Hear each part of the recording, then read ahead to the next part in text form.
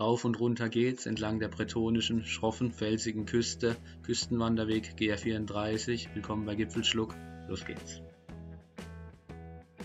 Die 5-tägige Tour auf dem GR34 startet bei mir in Audierne. Es geht ums Cap Sizun im ersten Teil in gut 2,5 Tagen von Douarnenez. Im zweiten Teil geht es dann weiter bis zur Halbinsel Crozon.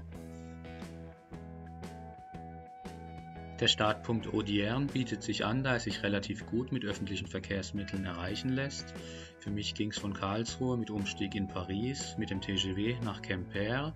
Dort gibt es den Überlandbus 53, der direkt nach Audierne fährt. In Audierne habe ich die erste Nacht in einem Bed and Breakfast übernachtet. Ti Anna, definitiv weiter zu empfehlen. Hervorragendes Frühstück, schöne Zimmer, einwandfrei. Buchbar über Booking.com.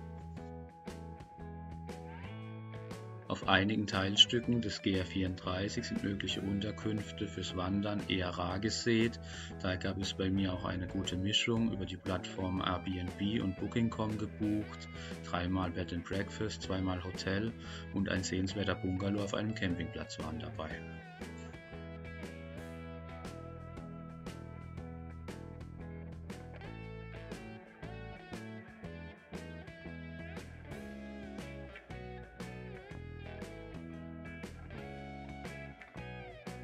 Wir nähern uns nun an den Pointe du Raz, Höhepunkt des ersten Tages, westlichster Punkt der Halbinsel Cap Sizun.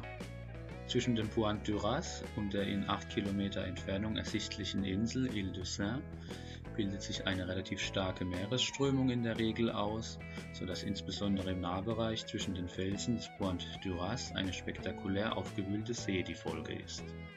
Wenige Gehminuten nach dem Pointe du Raz gelangen wir zur schönen Bucht Baie de Trépassé und dem beschaulichen Hotel dort, womit mein erster Wandertag endet. In der Übersicht in grün dargestellt noch einmal die Route des ersten Tages.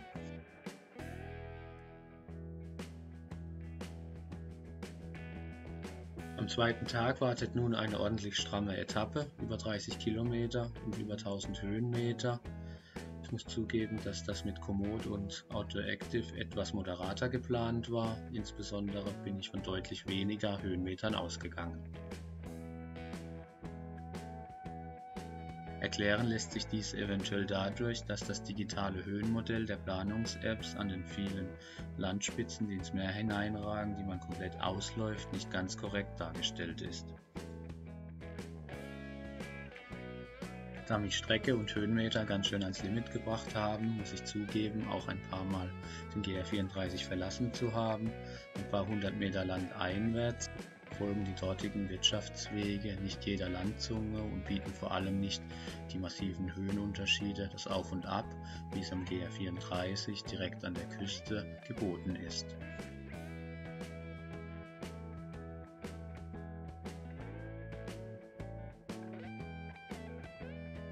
Da ich den höchsten Punkt auf meiner Route ums Cap Sizun nicht hundertprozentig lokalisieren konnte, gibt es ersatzweise den Gipfelschluck an einem schönen Pausenplatz, der rauen Küste angepasst, Isle of Islay Whisky, Lefroy, einwandfrei. Der Tag endet auf dem Campingplatz Pont-Perron. Dort wartet eine tolle Hütte zum Übernachten. Im Minimarkt findet man etwas zum Abendessen und ein kühles Bierchen. Verpflegung ist definitiv auch ein Thema auf dem GR34, mit dem man sich vorher beschäftigen sollte. Nicht an jeder Ecke findet man ein Restaurant oder einen Supermarkt. Zum Beispiel der Abschnitt zwischen dem Pointe du Raz und Douarnenez ist da nicht besonders gut ausgestattet.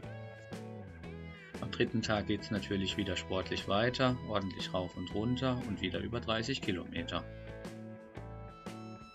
Mit Blick auf meine gesamte Tour auf dem GR34 ist diese sportliche Routenführung am stärksten ausgeprägt auf der Nordseite des Cap Sizun zwischen dem Pointe du Raz und Douarnenez. Nichtsdestotrotz oder wahrscheinlich auch gerade deswegen handelt es sich dort um einen der schönsten Wegabschnitte. Wir erreichen Douarnenez, wo es eine Exit-Option mit dem Überlandbus 51 nach Quimper zum TGV-Bahnhof gibt. Meine Tour entlang der wunderschönen bretonischen Küste geht aber weiter zur erstklassigen Halbinsel Crozon. Dies alles im zweiten Teil, schaut da gerne mal rein. Bleibt dran bei Gipfelschluck. In diesem Sinne, habt Spaß und seid freundlich miteinander.